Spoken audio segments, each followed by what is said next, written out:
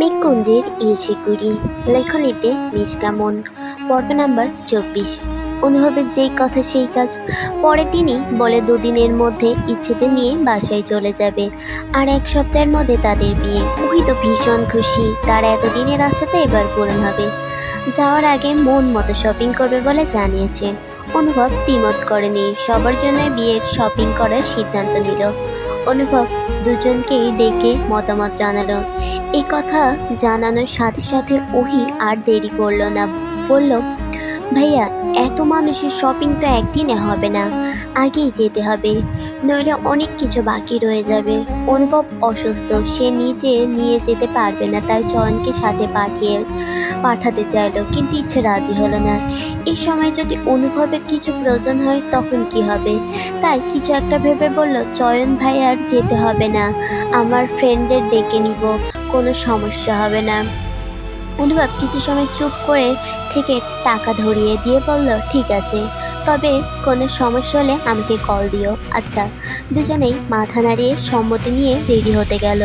রুমে গিয়েই জিহান আর জিনিয়াকে কল করে আসতে বলল। অনুভবের গাড়িতে করেই রওনা দিল। শপিং মলে এসে প্রথমেই শাড়ির দোকানে ঢুকলো। সেখানে আগে থেকেই অপেক্ষা করছিল রঙ্গন। তাকে দেখে ওহি অবাক হলেও ইচ্ছে হলো না, কারণ সে জানিয়েছে আসার কথা। ইচ্ছে কেন জানি না এই লোকটাকে খারাপ মনে করতে পারে না, তবে মনে মনে ঠিক করছে রঙ্গনের সাথে ওহিকে নিয়ে কথা বলবে, আর অনুভবের সাথে তার কি সমস্যা সেটাও বের করবে। অনেকদিন হলো রঙ্গনের সাথে ওহির দেখা হয় না, এটা নিয়ে বেচারির খুব আফসোস করে। রাস্তাঘাটে চেয়ে চেয়ে দেখে কোথাও দাঁড়িয়ে আছে কিনা, কিন্তু পায় না।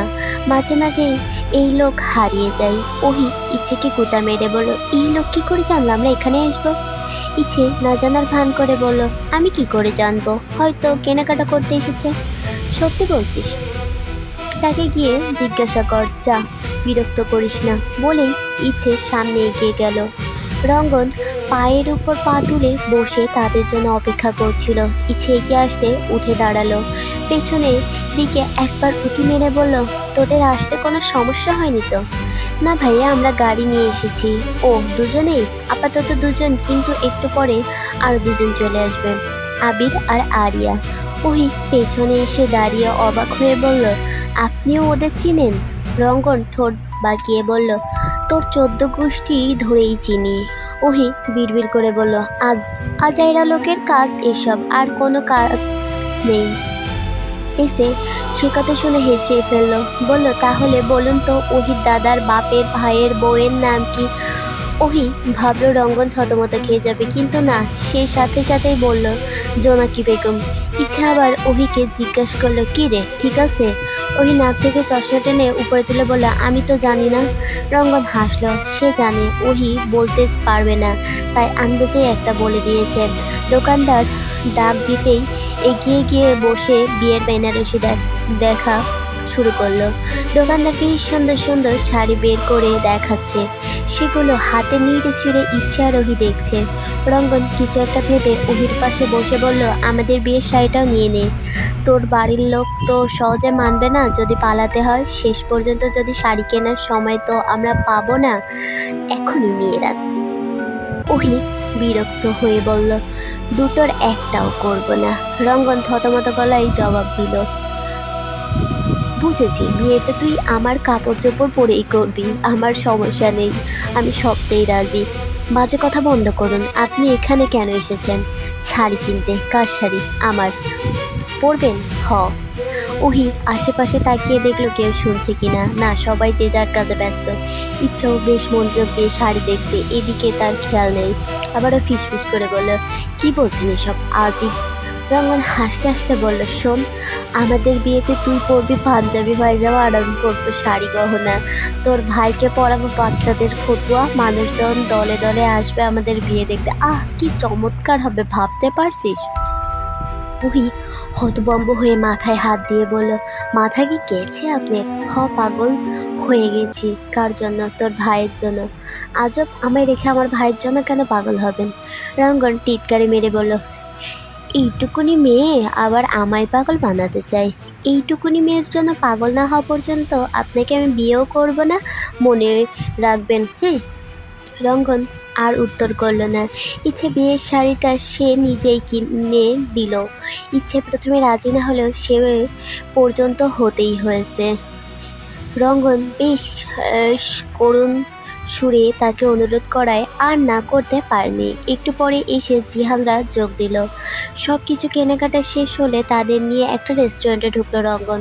খাবার অর্ডার দেওয়ার পরপরই একটা কল আসায় তাড়াহুড়া করে বিল মিটিয়ে বিদায় নিয়ে বেরিয়ে পড়ল ওহি। আবারও অভিমান করে সেদিকে চেয়ে রইল।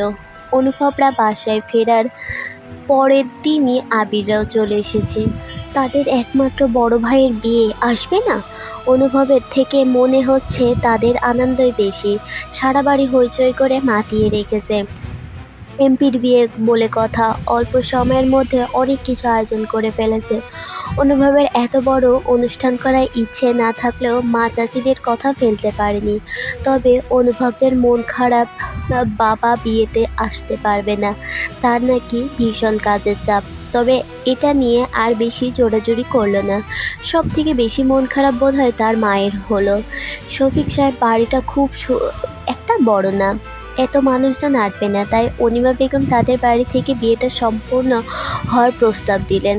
শফিক সাহেব বেশ অনেক সময় ভাবলেন, তার কাজ করে দেওয়ার লোকের অভাব না হলেও সবাইকে বসতে দেওয়ার পরিবেশ হবে না। যেহেতু অনিমা বেগম এত বার করে বলছে, তাই আর না করল না।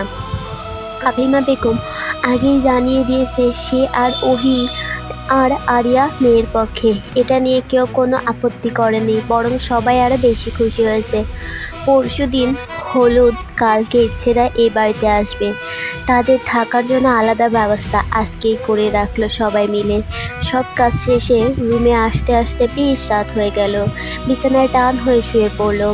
চোখ বন্ধ রাখতে ইচ্ছে মুখটা চোখের সামনে ভেসে উঠল। আবার চোখ খুলতেই রঙ্গনের ফেসটা মুখের সামনে ভেসে উঠল।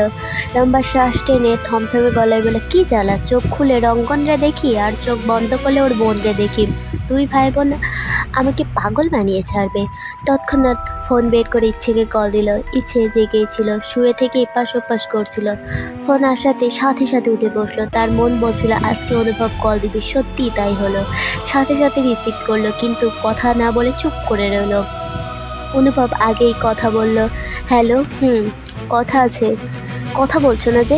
কি বলবো? তুমি বিয়েতে রাজি তো? আজকে ইচ্ছের বেশ লজ্জা লাগছে। অন্য সময় হলে সেই বেশি বক বক করতো। একটু রয়েছে বলে রাজি।